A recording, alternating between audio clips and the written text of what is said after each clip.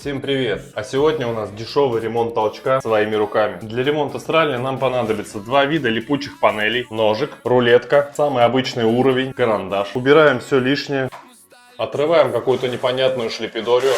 Поехали! Небом, небом, небом, небом одним. Под небом, небом, небом, небом стоим. Под небом, небом, небом, небом. Вот тут пришлось немного попотеть. Вот такой вот примерно результат получился. Нихуя сложного.